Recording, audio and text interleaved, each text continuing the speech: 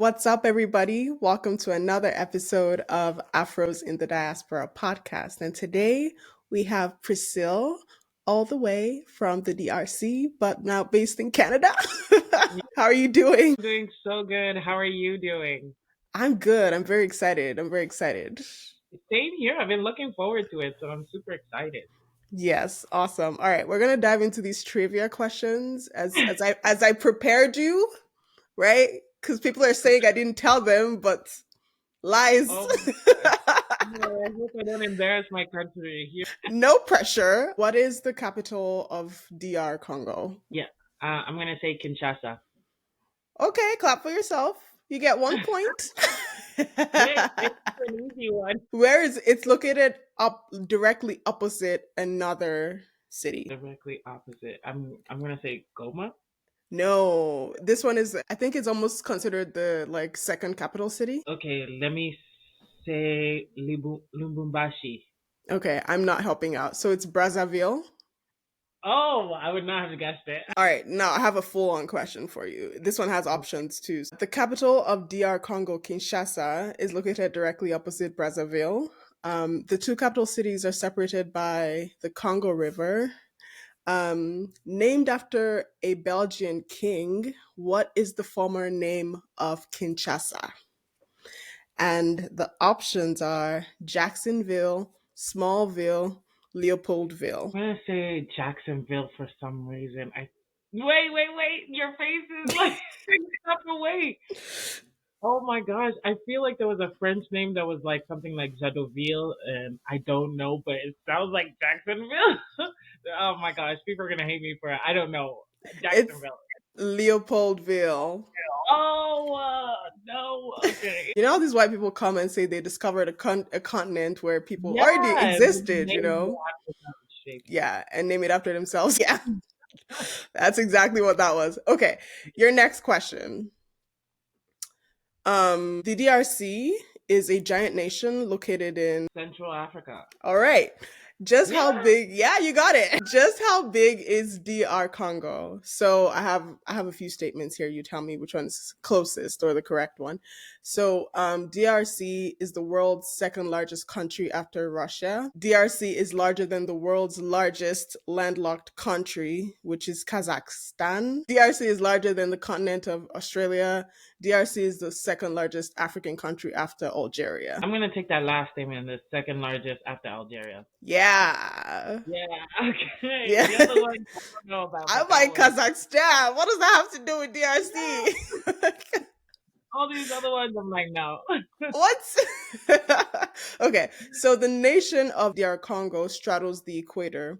Due to this location, the nation is known to be one of the few countries in the world that experiences high frequencies of which of the following weather phenomena: a dust storm, thunderstorm, hailstorm, snowstorm. I'm gonna say thunderstorm. Thunderstorm. Yes. Yeah, Yeah. we ain't got dust like that. We don't got dust like that. Or snow. Yeah, thunderstorm. You got that one. Look at you. You're doing great. You're doing Yeah, great.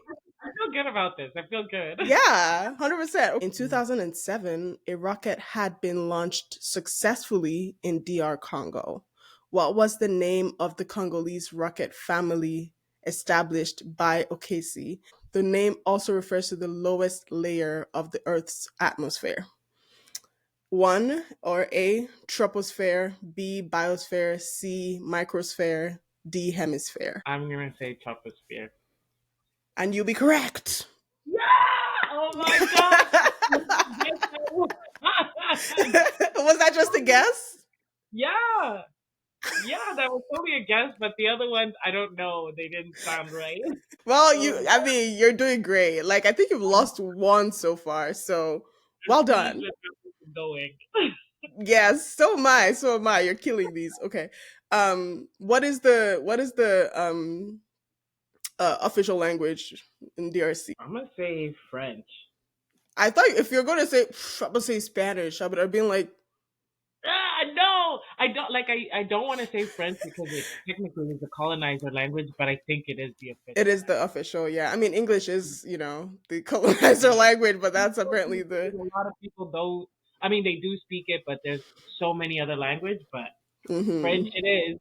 Yeah, French it is. It's the official one. When you said trivia, I was like, no, let me make sure I know myself. I don't want to embarrass myself.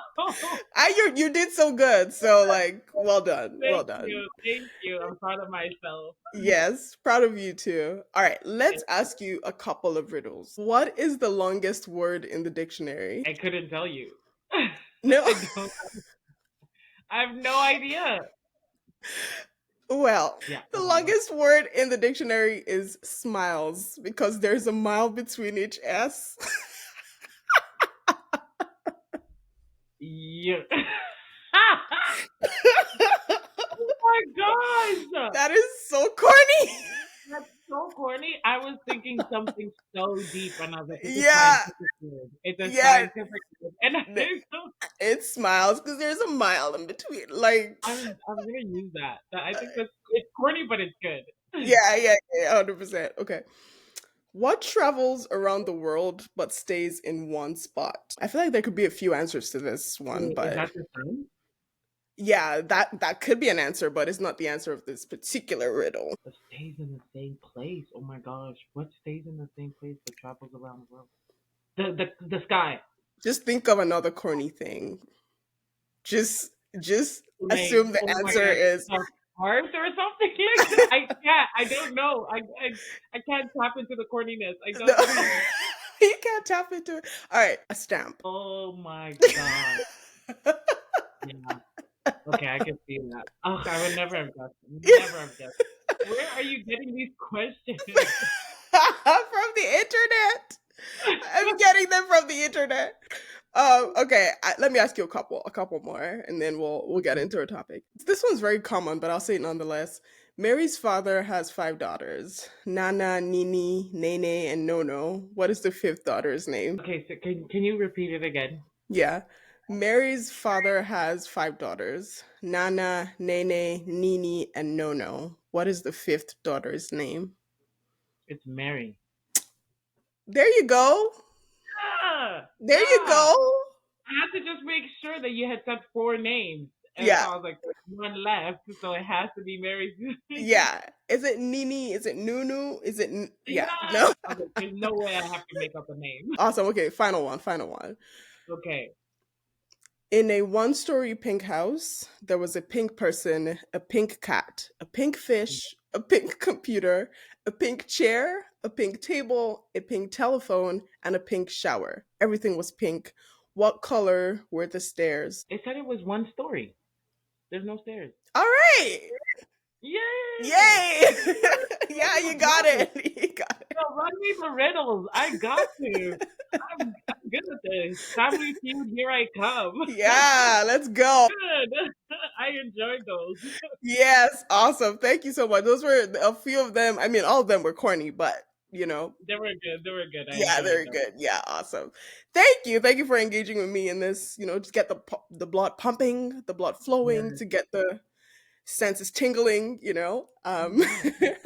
Awesome. All right, we're gonna dive into our topic for today. And today we're just kind of chatting about our, being an immigrant, especially a Mhm. newcomer, and like some of the culture shocks you experienced.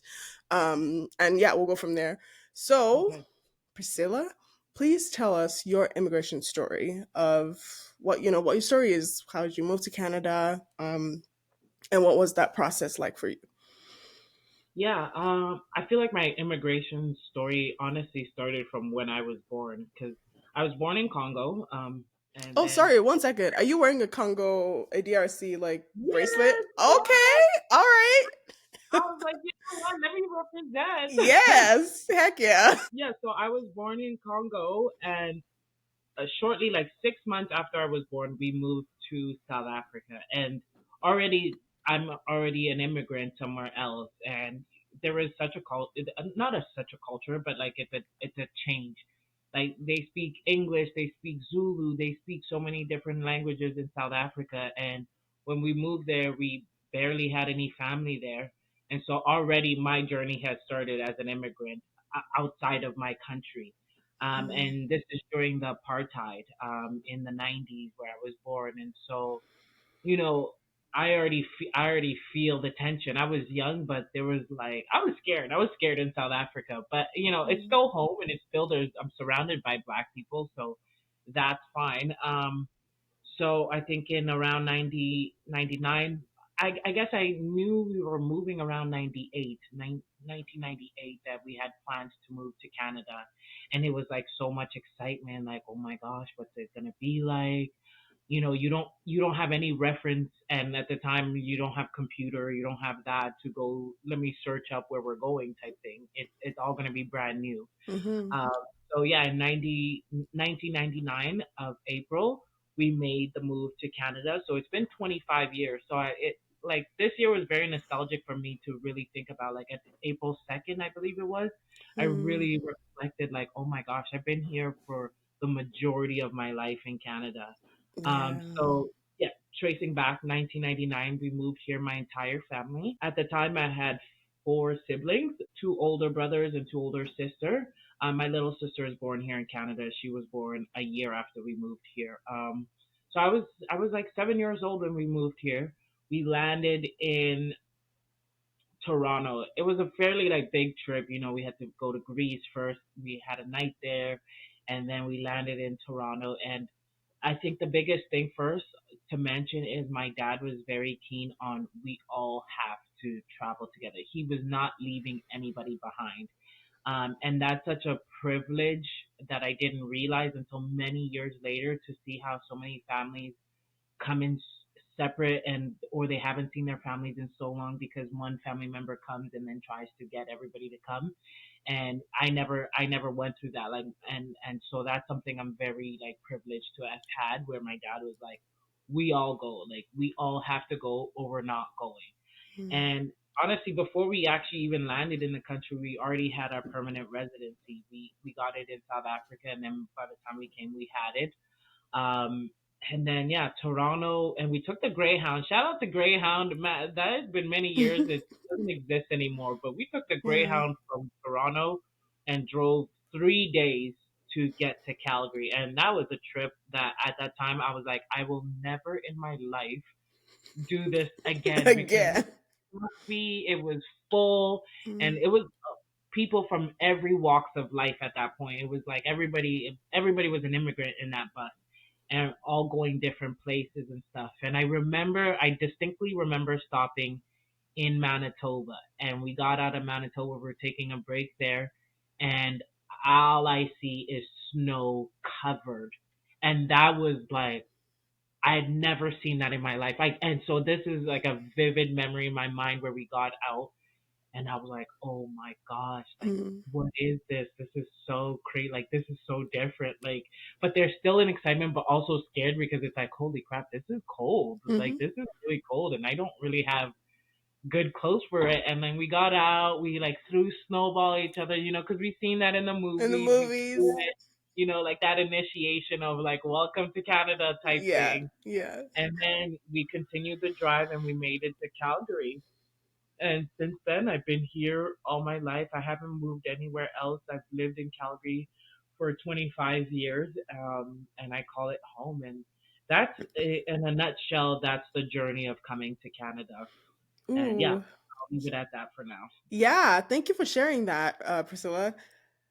Man, that snow initiation is real because it's real. I moved here as a young adult. I moved here for university, like my first year of university by myself without my family. Yeah, Um, and so in Nigeria, there's no snow.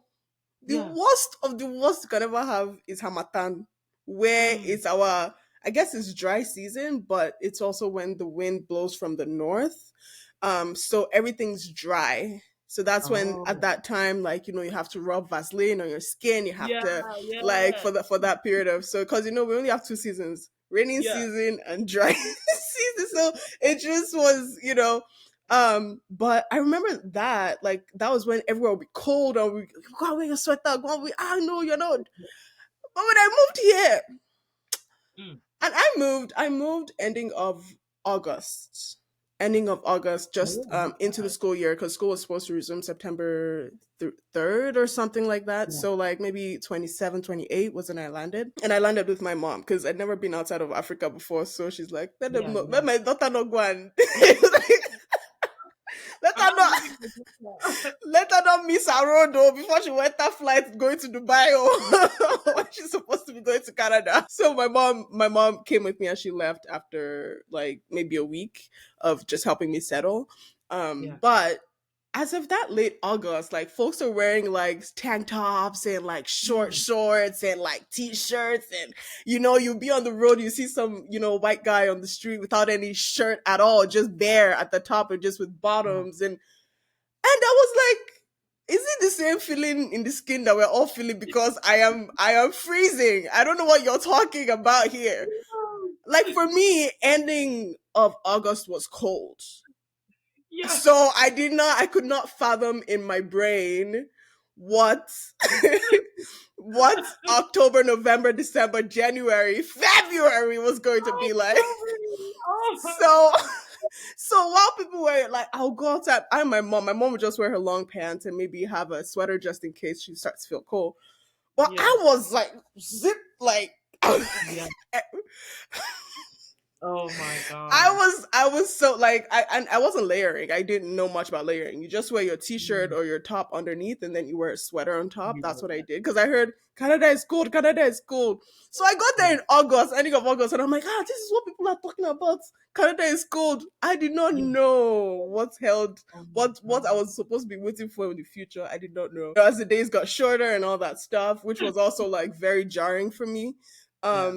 And then I think the very first snowfall was in October, like the very first big one, the very Mm, first big snowfall.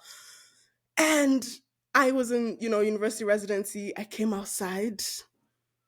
You know how you look in the window like, is it, is yeah. this snow is falling? No, I said, this Yeah. snow that they've been talking about this whole time, snow. I will see this snow with my eyes. This Yeah. particular snow that they've been saying, have you seen a Hollywood film? They'll do like this in the floor, like snow Oh angels, my like, eh? god. Yeah. So I came down like a bushwoman that I am. I came downstairs. I came downstairs and I just started staring up. Yeah. And then you know how it will like fall in your face? And I'll open my mouth. Oh yeah. Oh yeah. Who hasn't done that? Who actually hasn't done I that? and I'll taste it. And then I'll open it again. And this was in the evening. It wasn't that late. Let's say around 8, but it was already really dark. Right? Yeah. So my shameless self, people were around me. Oh, people were walking, Wow. going, doing their thing. I did not care. I did Yeah. not send anybody. Nobody sent me. I came here to this Canada with my own. So and like I literally I wrote my name in the snow, Wow. Sarah. I carried the snow like this and I squeezed it and I just threw it at I threw it at nobody because there was obviously I was by myself and I just was doing a snow fight with myself. Like it was a whole Wow. You did that too. You did that too. Wow. it was a whole experience. I didn't lay on the floor because at that point it would have called security for me. But Yeah. I just like played with it. Took videos of like selfies with the snow. Like I was a proper bush girl, and I'm very proud of it Wow. because I knew nothing about snow, and it was like you were saying, my proper initiation of Yeah. the cold in Canada. Yeah. It's a big like, wow, what is this? Like it's covered the entire land. You Yeah. know what? I remember one time in South Africa, just it kind of had snowed. I was like in kindergarten and I'd seen, Oh, oh does my it god, snow in South Africa?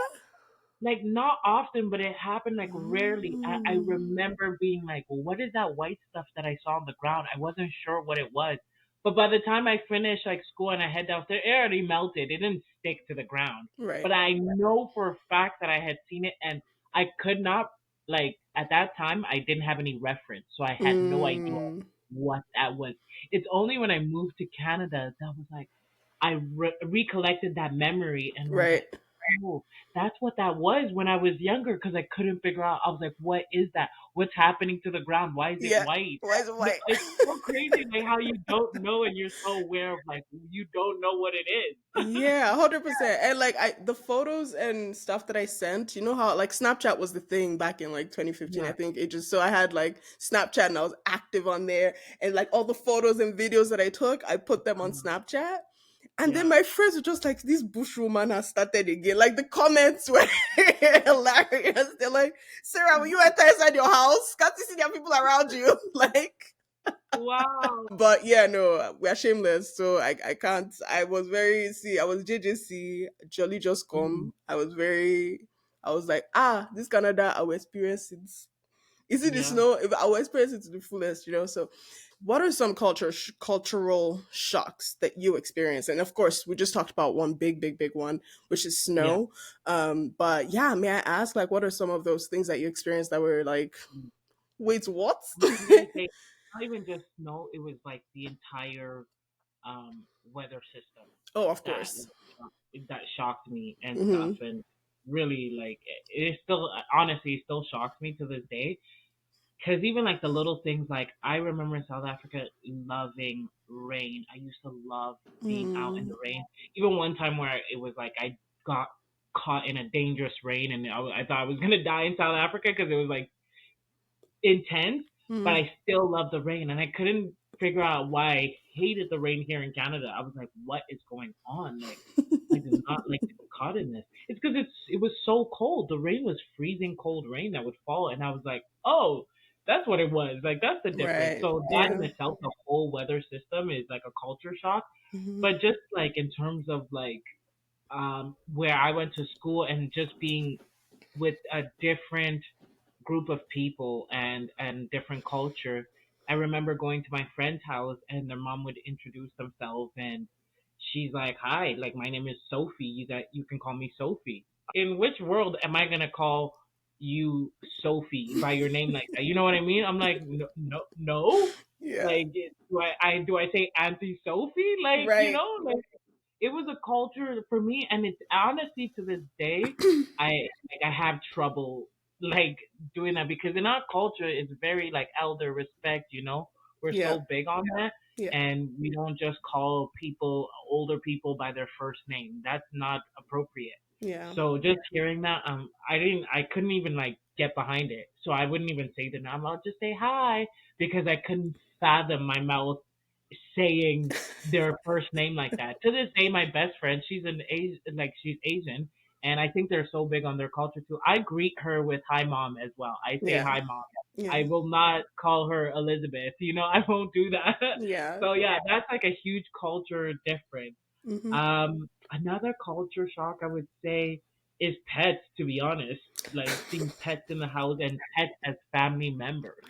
That Yeah. honestly Oh, my was fur like, babies. Oh, my dog, yeah. my dog baby. Oh, my son, my You never, honestly, I don't even recall seeing pets when I was in South Africa. I don't, nobody had a pet. Nobody had a pet. So to come to Canada and every student had some sort of pet, like something. If it's not a cat, it's a dog. If it's not a dog, it's a fish. If it's not a fish, it's a turtle. If it's not a turtle, it's a hamster. Now, the Wow. hamster part, that's an even bigger culture change because me, I'm thinking they have rats Yeah. as pets. That was like that's what was like I was like stunned. I went to a sleepover and the girl pulled out her hamster. I was these are the rats that were running around when we were back home and now you have them in cages in your house. My God. Oh my gosh. And then I remember the mom being like, just put out your palm and the hamster is gonna walk on your hand. I put out my hand for a second, I'm like, no. Nope. I like pulled it out. I was like, I cannot get behind this. The hamster part was like I can understand cats, dogs, but hamster to me was Yeah. like that's a rodent. You have a rodent in your Yeah. house, like, 100%. and you're taking it up and calling it a pet. I Yeah. come now to realize they're different because like just recently my sister got a cat and now she's in Congo right now, and the cat is here with us, and like Mhm. he's part of the family. And like now, I like get like 25 years later, I'm like, okay, I could Okay. see what you guys are about. But at the time, it was stunning. It was like, Mm. whoa, I did not know. But that at the top of my mind, that those are like the kind of culture shakes, shocks that like come up right away. What Yeah. about you? What Girl, about I could absolutely the two that you just yeah. mentioned. I think the cats for me was a very big one. I mean, pets, because growing up, there were dogs, but there were no inside dogs, right? People would Mm, have pets, but the pets are outside. There's a cage for it in the balcony or like outside the house. You bring your food to it. You can take it for a walk if you want to. You can release it from the cage. It knows its yeah, way that's back true. home. But inside, nah. Yeah, Nope, nope, no. For people that have like compounds, even better. For people that but you see that that thing of having cats or dogs or pets, period, in your house, inside dogs, yeah, what? And not only are there like inside dogs, they also wear like coats and little sockies. and, and some of the names you see like really like human names like Max and things like what? A dog is Bingo. What do you mean by Max? oh my gosh, I'm like, I'm just like real tears. A dog Oh, is Bingo. What are you talking about with Max yeah. and some of those like, human names but are dog names, Oh Or my like the god. dog needs grooming and so there's actually someone with a job Yeah. whose job is to wash your dog? Yeah. What? Like There's there's a whole actual economy for pets. There's an yeah. economy for pets. Like you have actual dog food. Dog Yeah. food is like you eat chicken, you give a little bit of chicken to the dog, you give a little bit of and they eat it, right? Yeah. Like you give them the bones and they're good, like and they're healthy dogs. Like, but the thing is, growing up, some of those dogs were mean. Yeah. Like the owners could literally sick them on people. Yeah. That's true. Anyway, that I have been chased by dogs so many times in my Yeah. childhood that Yeah. like seeing people actually just like, oh, who's my cutie little doggy, and I'm Yeah. like, wait, what? And then you know how people make out with their dogs? I cannot understand that.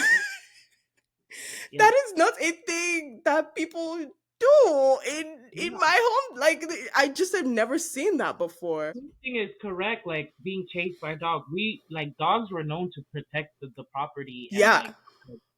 so coming here, we have an instinct fear of dogs. Yep. There's so many times I've got chased by dogs and I ran for my life. Yep. And they're like, "Oh, he's friendly." I'm like, No. the way I was PTSD. brought up. Yeah, Yeah. PTSD. Yeah. We all have that. I feel like a bunch of other countries, not in North America, feel that because I have memories of me and my friend hugging a tree. My best friend, because there was a dog around us, and we stayed there for hours because we couldn't come down. And that's like, no, I'm like, we grew up in a different place where dogs are not your pet. They're they protected. they're their owner's pet. They're nobody Yeah, else's pet. there's nobody. You're a danger to the owner until the owner says down boy. Yeah, sorry. Tell me your dog is friendly doesn't do anything for me. Yep, nothing. It's your pet. It's a danger Yeah. to me. Like and then cats was another thing where like in I don't see when it comes to spirituality in Africa. I know exactly where you're going with that. I know exactly where you're when going with. when it comes to spirituality, cats are like like if you're how do I Yeah, even begin to even put this into words? Like, I don't know if you ever saw those Nollywood movies where yeah. like yeah, like if a witch or a wizard or the people in their cult or whatever is doing their demon worship or whatever, if Mm-hmm. they're trying to change into an animal, they change into a black Like, cat. yeah. And so and that idea was also very very much like put forward by Nollywood in their films Yeah. that they would make, so you see it and you're like, see, this happens in real life. And in Nigeria people don't play with cats. Yeah, like And you I can't tell them stuff. You can't even say it here because they're gonna call PETA on you for the things that happen to cats. if they saw, yeah. 100%, 100%. And like, you know how like from your house you have to like go throw away the garbage, but it's not Mm, like at your backyard. You have to no, maybe walk a little bit to like in our house. I refused to throw mm, away, and my mom would usually ask the boys at night, like my brothers, to throw away garbage. mm. And everybody, whether it's myself during the day or at night, once it's dark, they're like, "Mommy, please, I'll go during the day." Yeah, Because there are some cats that hang around the garbage just to like, wild cats just oh digging in my there for God, food. But by yeah. the time you see those glowy eyes at Mm. night, blood of Jesus, blood of Jesus, blood of Jesus, blood. That's literally what you're chanting. Really? You're Yeah. chanting blood of Jesus to go throw away garbage because you're like, whose grandmother is this? Whose grandmother is this that has come for me? Which Yes, of my and village people are these? Like you will literally like lose your mind, like just pray God protect me as I go through with this garbage. It is just garbage you're going to, dispose of, but it was a spiritual battle because it there were was. cats there. So anyway, that's my background. Being a Reputation. Nigerian with cats, like Yeah. having people having pets, like cats as pets was not a thing, was not a concept. Mm, Actually, I do not know mm, one person before I moved to Canada. And by the time I moved mm, to Canada, within my first like month, because new to the department, there were, things like potlucks, things like that. Like people just mm, invite me to their house. Oh, hey, you're from Nigeria. Oh, so nice to meet you. yeah. Da, da, da. Just be friendly, which I really apprecited. But this professor invited me to her house and she had two cats. And she didn't tell me before inviting me to her house. It was a potluck thing. Everyone brought food, da da da. And I went there and like I entered and then I just felt you just feel something rubbing your leg. And I was like, wait, what is, and I was startled. Like, what is that? Oh, it's little, like, let's say Sammy. Oh, Sammy, come here, come here. It was a black cat. What are you talking to me about little Sammy? Like, what? Oh, In my head, I'm like, okay, Sarah, you're surrounded by white people. You cannot jump and shout the blood of oh my Jesus. You gosh. can't Oh, right now. So in my mind, I just was like, oh, is that Sammy? Wow. I was shaking in my head. I was like, the blood of Jesus. I'm covered by the blood of a Jesus. black cat on God, I top of beg. it. Like literally, and I should get the cat, like how they pet the little like cats and things. And in my head, I'm like, is she petting a demon? What is going on?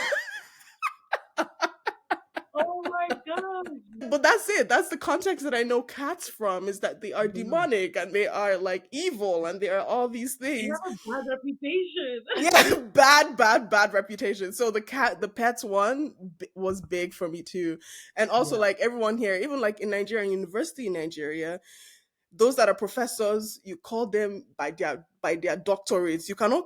My name Mm, is Doctor Sarah Uwajai. Please address yeah. me accordingly. So Mm, like they take titles like that, titles and things like that very seriously.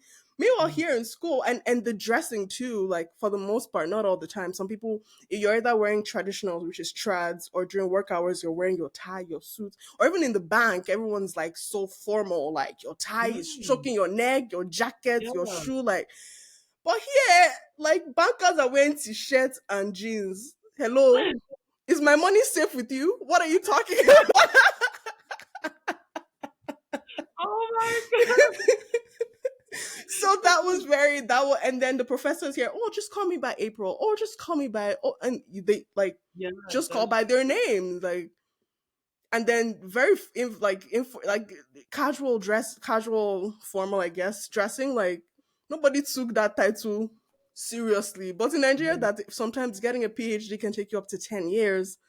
They're Wow. like, I Wow. would rather die than for you to not call me by my doctor. Do you know what I went through Blood, sweat, to and tears. get this, degree and all their Mhm. PhD and stuff. So like the titles are incredibly important. Like, but here, very casual. Like the first time I saw the head of the School of Performing Arts, that is literally in charge of music, dance, like the entire Mm. faculty.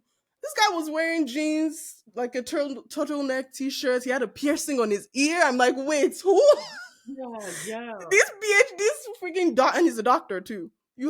You have a piercing as how, like that. Yeah. So those are some more things that like the bank one really threw me off because I'm like, are you the robber that came to rob the bank, or you are the one handling my money? Because how are you wearing t-shirts and jeans? Yeah, and you're a Yeah. banker. Because in Nigeria, like sometimes they have like color codes where you cannot wear anything but white and black and a touch of red, right? Oh. So the even the ladies like white, your dress skirt, your shoes, your high Mhm. heels, your coats, your hairdo must be very professional. Your this must be, and here everybody's just wearing everything.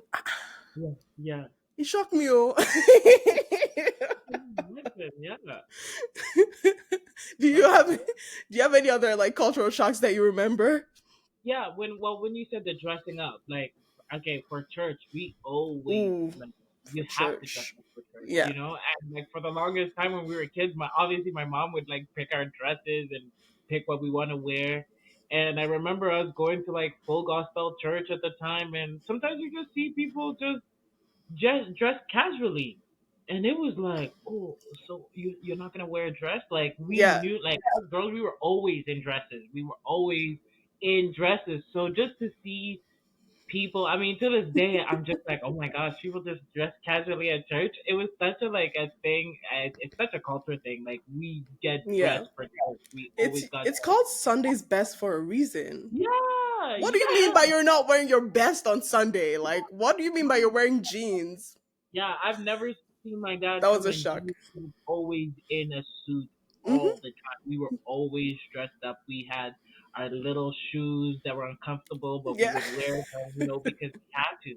yeah, And then you come here, and it was just like, yeah, no, their same outfit that was at school is what is wearing at church. So I was just like, oh wow, like hmm, I and it has no context to your faith or belief, but that's how we were just raised. So it was just like, oh, so you're yeah, just gonna dress anyhow to come to the house of God, like yeah, yeah, so yeah, like the dressing up, it was just so different. I find it's very like Canada is very casual. Everything is casual. So it's always like now I feel like if I'm dressed up, I'm probably dressed up too much. I already know, but I've yeah. accepted it. Honestly, and to this day, I'm like, I know I'm gonna be overdressed, but I just can't help it. It's just how I was brought up, and this I Hmm. can't just go to these formal events and just be dressed anyhow. Like I Yeah, have to dress up like it's Sunday best. So the yeah, dressing up, I feel like definitely was such a difference to like see that. Like it's like oh, but it's also nice and relaxing because it was such an intense thing where I even like after my mom started stopped dressing us, it was just like what am I gonna wear? It's Sunday. What yeah, am I gonna wear? yeah. And now to have that pressure lifted off and be like, you know what? I'm gonna just wear my jeans. So it's 100%. been like great. It's been great to let go of some of those things that really like had us in a chokehold. No, that's all I can think of right now. There's probably definitely some more, but I can't think of it in the top of Yeah. my. Oh, that's all good. And for me, like with the whole, I feel like church as a whole was a cultural shock for me Mm, because it seemed to me like the Jesus we're worshiping in Nigeria is not the same one that they were worshiping here. I've been a Christian all my life, like we were raised in church, but the this kind, gentle God that we were talking about here is not the same yeah. fire for fire God. Yeah, you know what? That's kind of true. It seems like we were like striving over there. We were praying Yeah, intensely. like fire, It was, fire. yeah, it was Yeah. always like a war that we were fighting. The Yeah, Holy 100%. Spirit, like peaceful. Just Yeah, yeah. that I can Like see. the prayer is not fighting prayer that much. There's some other, of course, other cultural shocks. I mentioned this one before of how it felt like everything, like the volume was low on Oh like the God. ambient sound of the place was low. Oh Like my they just God. reduced the volume because growing up in Lagos, first of Mm, all, there's traffic everywhere that yeah. you cannot get from point A to point B and it's straightforward. There's traffic, Yeah. right? Yeah. In addition to the traffic, there are people hawking food all over the road. I look Yeah. around here, I'm like, there's nobody selling food, you know?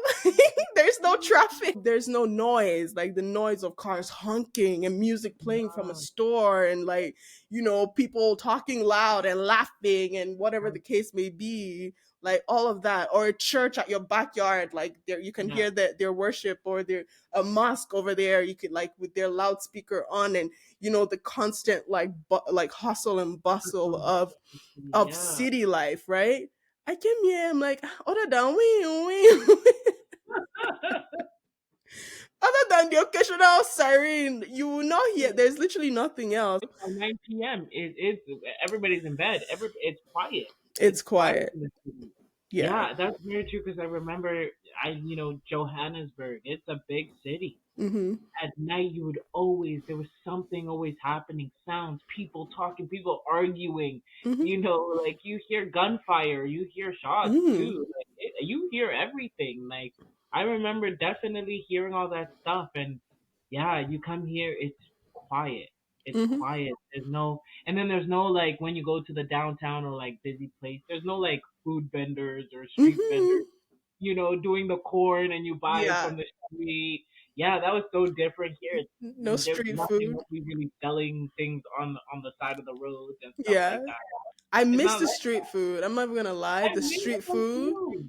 Yeah. I miss her. I miss the fried yam, the akara, the puff puff, the corn, the pear, the plantain Yeah. chips, all For of me, it. it's the corn. I've never had the corn on the fire. That probably tastes the best I've Like ever had the in life. roasted one, right? The roasted corn, Like yeah. when I moved here, corn is sweet. What made Yeah. corn sweet? Back Yeah. home, corn is not sweet. Corn is just corn. Like it just has I its. forgot that it was like that because I've been so used to the sweet corn now. And then my sister found a store that sold the unsweetened one, like the Hmm. OG that we Hmm. know. Yeah. And I was like, what's this? It's not sweet. I've been changed. I've been changed. And she's like, this is the one from back home. This is how it This tastes. is like, yeah. I was just like, I can't get behind it. Yeah. I was like, it's different now. Yeah, and like one other thing, you probably because you moved here way early, way before I did, like as a young kid, so you probably won't relate to this, but the currency difference, Mm, because there's naira, right? Nigeria yeah, uses naira. When I moved here, $1 like USD was maybe $700, so 700 yeah, naira. yeah, So before you spend one, you are calculating. I want to buy burger. How much is burger? $10. So you're telling me one burger is like 8,000 naira. wow. What do you mean by that? And Yeah, you start to like before you make any purchase, you're doing the mathematics. You're yeah, exchanging it. Your calculator is out that way. If 2 times 2 is 4, you're telling me that this little handbag that is like this thing. I know how you price things in the market. yeah, You know how to yeah, come here and start pricing things. They will escort you out of the store. You know, like, they'll escort you out of the store. I remember why, because when I first got here, like I said, I moved with my mom, so she kind of helped me get my first like winter shoes and my first like yeah. coats and stuff. Because I was like, it doesn't fit. Like I'm cold, but I don't need like this. This is too hot. She's like, just wait. That's Just great. wait. So I was like, mommy, this thing is expensive. Can't we price it? And pricing Yeah. is basically haggling, where you're like, where the seller is Oh, like, yeah, the seller is like, this thing is $100. You're like, I'll give you 50, and then you settle at 70. you like go negotiate. Go negotiate at whatever store you were at. Literally, that's shopping in Nigeria. Like if you go Yeah, and you take the first price someone gives you, you will yeah. lose. You will lose. Wow, Yes. wow. So when we moved here, we went to, where is it? Payless. Payless was where, because they used to have really nice affordable shoes. Yeah, So that was where my mom took us for. She already, because she's she travels a lot. I just had not been privileged enough to travel as she yeah, had been. So for my first time, she took me to all the places. Like, okay, come to Payless, blah blah. We got there. My mom, this jacket is expensive. Oh. yeah. How much is this jacket? You're telling me this jacket is $80. And she's like, Sarah, relax. Usually it's the other way around, where we go to the market in Nigeria. I'm the one begging my mom, okay, please, just please, just pay, let's go. So yeah, so no, like money is definitely a culture shock for me when I moved here as well. Yeah, that's true. I can see that. 100%. Yeah. Okay. We are rounding up, but I just want to ask you a little bit about your work as a spoken word poet. Would you mind Yeah, talking? Would you mind just sharing how you got into it? yeah, for sure. So I've been now doing like writing and performing poetry for the last like 14 years. I started when like my first experience was like in grade 8. I was a teenager. I was like 14. I had to write for an assignment, and then I was just like, I don't know how to write a haiku. I don't know what that is. and it was the night before the thing is due. So I'm like, man, I gotta make up something. I gotta give her something. So I just wrote something, and I was like, oh, this sounds good. It's like I think that's the key thing. It was like, oh, this sounds like it's gonna like sound good. So I went to my teacher. I'm like, Miss K, I don't have a haiku, but here it is. And it was about identity. And I went up there and I was like, who's you? Who's you? I don't know you. Define, explain. And I did all the things, not even aware that I was tapping into spoken word poetry. And so Mm, after that experience, you're a teenager. I have four older siblings living in a house. You're going through a lot. You're in junior high. So I found outlet in writing and just sitting there and just mm, writing poems and stuff like that, making up stories and just like reading it out to myself. So that was the journey first of just writing and then reading it out to myself. And then I got to high school, I kept writing, but this time I started more sharing. I'm like, oh, hear this piece that I wrote. And then I'd have it memorized. And so I'm like showing everybody, and everybody's like, wow, this is great, but I'm still not performing anywhere until after high school. And I got into university. So I was going to Mount Royal at the time, and then there was the African and Caribbean Student Association with the UFC, and they would have Black History Month events and stuff like that. And I knew the guy who was running it at the time, the president at the time, and he was like, "Yeah, we're having a show." So this is like I think I did it 2009 and 10, and also simultaneously I started performing at my church as well. So when we'd have conferences, I would like they would ask me, okay, write a piece, because at this point now my family knows that I'm doing poetry. I've showed them my stuff, and it's not like it's a secret thing where I'm just now writing in my journal. And so that started the journey of now performing the poetry. And mm, then also at the time, my sister now like she gave me a CD of I think it was called it's Deaf Poetry Jam. It was in the U.S. They had this show that was going on, and she had all the CDs for it of all the seasons. And I sat there and I watched all of them, and then I started just in indulging. No, I wouldn't use the word indulging, but like just learning about this art form that I had like now just fell in love with. So I was always on YouTube seeing like spoken word artists from the US. There wasn't a lot of references in Calgary or near me to even help me with that. So it was all YouTube. And I would just listen to that, listen to that. I was writing, and just performing here and there. It was mostly like churches. And then I started at Mount Royal. They'd have an event there too. And it wasn't like super serious. At the end of the day, I still have immigrant parents. It's not like I'm like thinking, oh, I'm gonna pursue this professionally. It was like go to school and do mm, this on the side. So it was mm, always like a side thing where it's like, oh, I have time now, like let me write and stuff like that. So that has always like in the beginning was the journey was just this was the side thing that I do as I'm pursuing my bachelor degree in marketing. mm, And then but then as time goes on, like I'm getting more and more gigs. I'm getting called in into more places. People have known who I am. They call me to events. But it was just this friction of battle of like, how do I balance this and how long do I keep doing this for? Because I'm like, this is not really reaping me any benefits. At the time I would do it free shows. It was a lot of free shows. Oh, exposure, do it for exposure and stuff like that. And so you're doing all this, for many, many years. You're doing this, and then after a while, it's just like I always thought, okay, there's gonna be a point where I'm gonna put this at the back burner and leave it because it doesn't make sense. This is not making me any money, and I gotta live. Like, and so how do I do this as a balance? But every time I felt like I would always try to give it up, I'd get people who tell me how I inspired them, how these words like man, this is a gift from God. I'm like, yeah, great gift from God, but gift from God that is not feeding me. Like yeah. it's a gift from God, but it's like I can't pursue this full time because it's like no, like it's not. I'm not gonna get anywhere with it. Mm, I had like really good gigs and opportunities around like the 2015 2016 mark where I really like, and I had gone through heartbreak too. So that's when like new writing comes and you just have gone through so much, and so yeah. you're writing a lot. And so yeah, there was good opportunities there, and I had filmed my own kind of poetry, always side gig stuff, never front and center.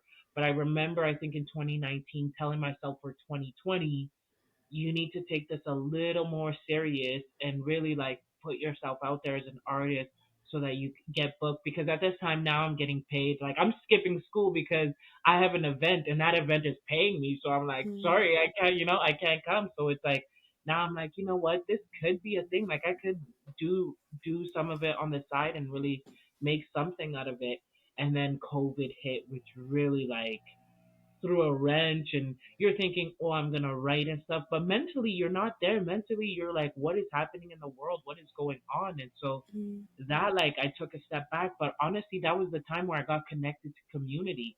I got connected to the artist community in Calgary. I found so many people through there, and we were having like Zoom events, and that's where I met the Cultural Instigator and became a member of that, where we were, that was the height of like BLM that happened. And I mhm, had written poems at the time for like art.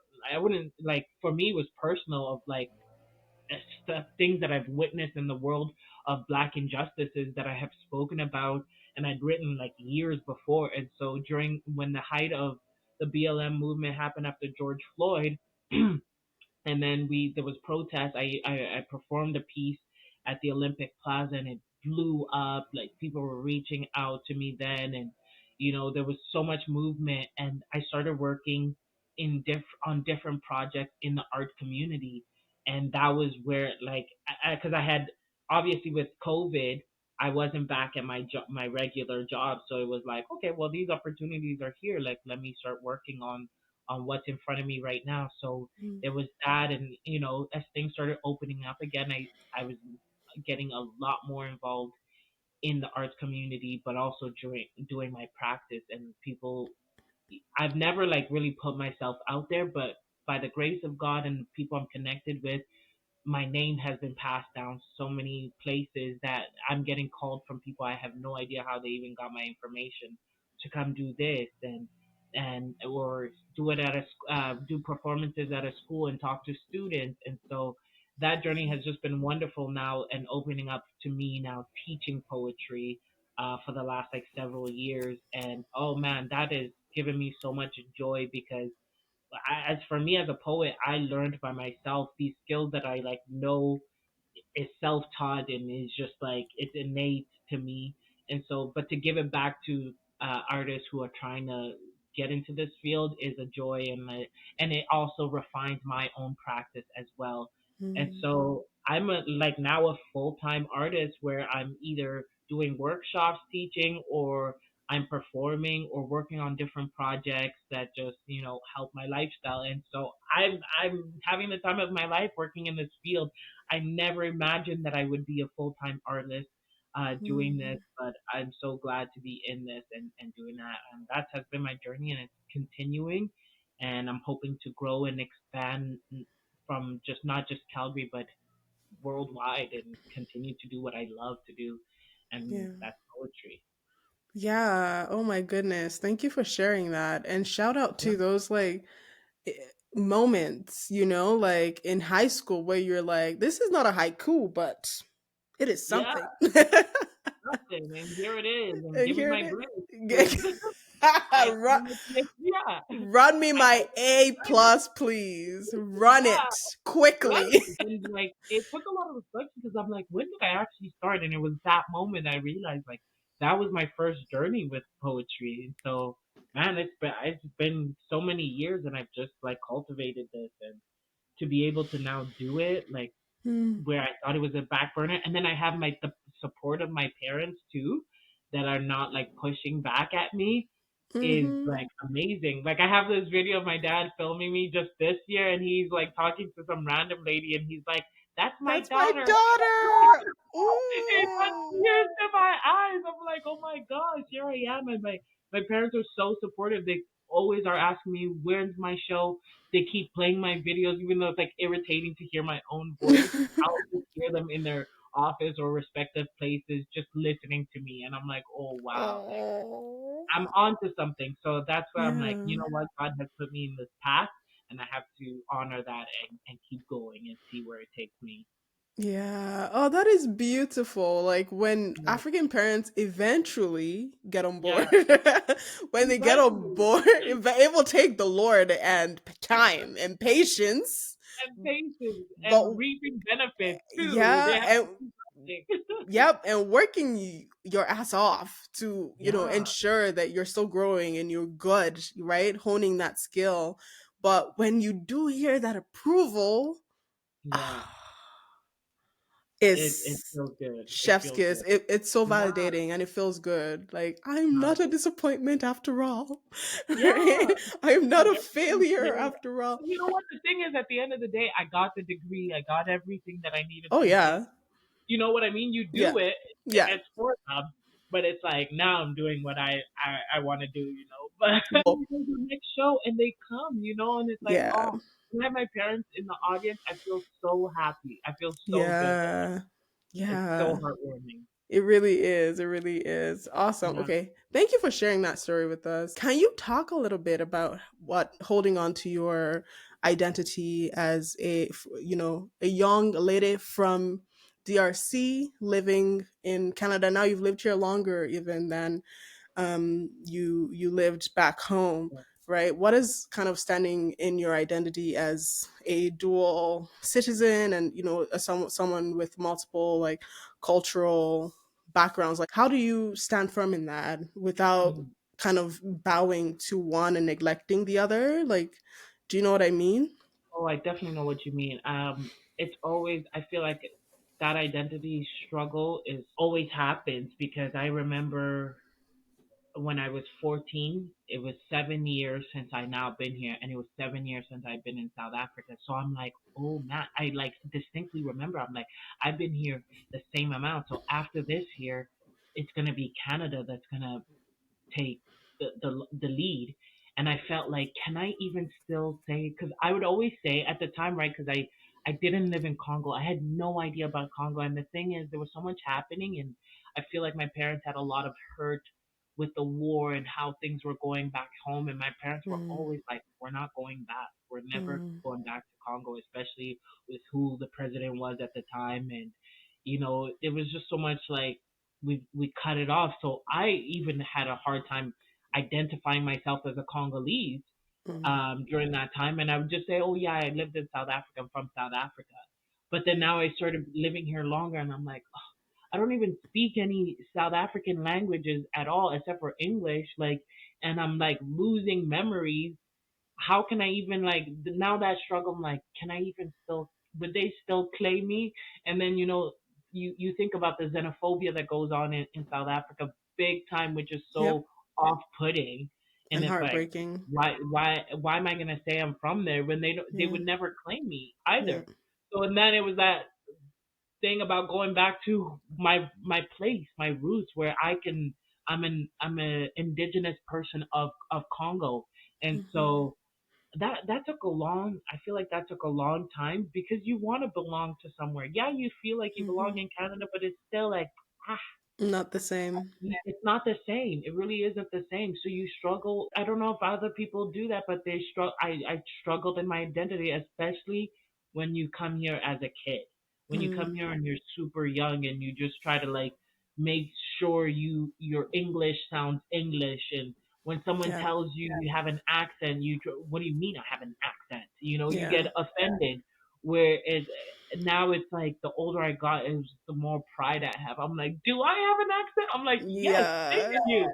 Like Yeah. I'm like, wow, that's so great. I've been living here and I like still have an accent, so I'm like Yeah. happy about it now. And and then seeing my parents like going back home, it reconnected me to the roots, and also just for myself, like even writing a poem about Congo and connecting myself back to my roots, I seeked out like all these things that I don't know and finding community in Congolese people. I remember there was this app during COVID. I forgot what it was called, where people were just chatting and stuff like that. I think it was called, oh, I forgot what it was, but there was Congolese groups from everywhere, like from the diaspora, people from the UK, people from Canada, US, all Congolese people, and we'd have rooms where we would just talk about things that are going on, and it filled my heart that it was like, oh Mm, man, this is my identity. And now you stand like as the older I get, the more I'm deeply rooted in that, and I'm like, no one can take that away from me. No Yeah. matter even myself, I'm like, this is who I am, and so you get back. It's like a full circle. You come back to yourself again, and you're Hmm. like, yeah. And so it just makes me excited to even go back home and be amongst my people and be like, I'm an indigenous person here. I'm from this land. This is the land that Yeah. bore me. Oh my gosh, like because I feel that for the indigenous people here in Canada, I'm like, this Yeah. is their land. Yeah. This is theirs that they claim, and no one else can do that. No one else can claim that. Not Hmm. any European settlers. You can't claim it. Yeah. And I feel sad for the people that don't know where trace their lineage back. And I know where my lineage is. And so when it comes to identity, you struggle when you're younger about it because you're always wanting to fit in. You're always wanting to be part of that group. There's not many Congolese people here, specifically even in Calgary. And if there is, we're all kind of spread out in comparison to even other African cultures like Nigerians. There's so many Nigerians, but like Congolese, you'll find us like specks. But if you go to Montreal, you'll find a lot of Congolese Yeah, because people of the there, French. like yeah, in the French places. So now being here, I'm so proud to be Congolese, and I wear it with a proud of like a flag around me, being like, yeah, I'm Congolese. Like I'll say it with my chest, I'll wear it on my wrist, So Yeah. yeah, it took a long time, but yeah, and I still identify as a Canadian too, and I'm proud also to be Canadian. Like it's been a long time, and this is a place I also call home. Mm. Um, but it's nice to know that I have two homes. It's nice to know that I have somewhere to go and Yeah. stuff like that. But yeah, I'm proud of both places for sure. Yes, thank you for sharing that. For me, when I first moved here, I had to kind of sit back and come to terms with who I am and be rock Mm, solid in that all over again. Do you know mm, what I mean? Like where I'm from, my grandfather's address, like I know where I'm from, I know who I am, I know where I'm yeah, coming from. But that I'm not an outsider here mm, either, right? This is also mm, home and we can have two homes. There's nothing wrong yeah, with that, you know? And I think sometimes like there's some guilt that comes with like, oh, well, it's been a while since I went back and yeah, like I miss the food. I wish I was, and sometimes like that can really weigh heavy. Especially when horrible things happen, right? Like by the time you get reminded that you are black, yeah, yeah, and then you're just like, like there's that moment of like, if I could go back in a second, if our leaders get their yeah, shit together, if our yeah. leaders get it together, Go back we'll with speed. We're talking about immediately yeah, immediately, right? yeah, But everyone's looking for a better life and everyone's looking for for opportunities, right? And I always yeah. say like there's no perfect society. Like immigration is trading one set of problems for a new set of problems, right? Exactly. Cuz Canada is Exactly. not la la land. Like Yeah. like it's not perfect here, it's not perfect in the US, it's not perfect in the UK, it's not perfect back home either, right? But then it's deciding, for yourself and your family, like what works, right? There's some people whose like parents bring them here for a better life and all that, but by the time they grow up and become adults for themselves, they're like, "No, nah, I don't want to stay here," and they move Mm-hmm. back, right? Or they move to a different country, and like, because that's the beauty of choice. Mm-hmm. And just deciding for your life and like what you need and what works for you. And there are people who put in all the work and energy and stress to move here, and they get here, they're like, no, I Mm-hmm. would rather deal with our bombastic, Yeah. society or whatever is going on there than deal with this, right? Because like, people have different tolerances and people's experiences are very different. Mm-hmm. So yeah, like I always ask that question because like people have different ways that they kind of ground themselves in their body and in a space and on the Mm-hmm. land, right? So yeah, awesome. This has been Mm-hmm. such an incredible conversation, Miss Priscilla. I really, really, really appreciate you. Would you mind sharing your social media so that people can know when next year you're having a, spoken word teaching or spoken word Yeah. event or any of that? Would you mind sharing that? Yeah, for sure. I'm mostly on Instagram, but this handle is for also Twitter, and Threads. The handle is Priscilla, my name, Priscille, and then Buck with Buck, all one word, no symbols on there, just Priscilla Buck. And you can find me on Instagram there. My link tree, I try to keep it updated with events and stuff. I'm really trying to be better at like putting myself out there and telling people when I have a. So you can find me on that on those Mhm. platforms as well. So Yeah, awesome. Priscilla, shout out to you, man, because your dear listeners, Priscilla was a spoken word poet at a film screening that I had for one of my film projects. And the subject matter was mental health. hmm And oh my gosh, like your poem, man, was so powerful. Like thank it was you. so incredible, right? And like yeah, I think I still have it because you sent me the lyrics. Oh But yes, you yeah, did. I'm gonna hold on to it forever, because and again, I could never read it in my head as you would perform it because hmm a lot of spoken word is literally spoken. It's a performance, right? And the hmm poem by itself is a poem, but by the time it's spoken and performed by the writer, like it just takes it up to like the gods, like it literally, and like you literally embodied that poem and it just was beautiful. Oh, So thank you so if you much. are if you are looking for a spoken word artist, a spoken word Mhm. poet, if you're looking for someone that can craft English language for you like this, that Yeah, you will feel moved, please hit up Priscilla on social media or however else you want to get in touch with her. She's incredibly yes. talented, and you will not be disappointed. You'll be inspired. Thank you so much. Thank you Yeah. so much. Thank you for having me on this show, and also even for having me at your event and feature, like for me to write a piece for you. I was so excited. And the topic was heavy, but it was like necessary. So just being in community with you and connected with you, I'm so happy to have known you and to continue to do work together. So thank you so Yes. much. Yes, this is awesome. Okay, before you leave, just leave a word of advice, a word of wisdom. Just, leave us with something before you leave. Yeah, I guess we'll stick with a theme of identity. Just and how I said in my poem that I wrote when I was in grade 8, who's you, who's you? I think it's important to know who you are and to Mm, stand firm in who you are and don't be ashamed of it.